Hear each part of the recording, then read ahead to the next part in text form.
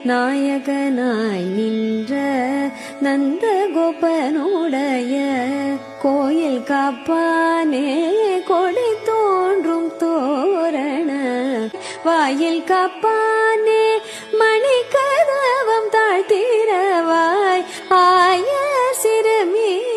சிறுமியரோமுக்கு அரை பறை மாயன் மணிவண்ணன் நென்னளவாய் நேர்ந்தான் தூயோமாய் வந்தோம் தூயில் ஏழப்பா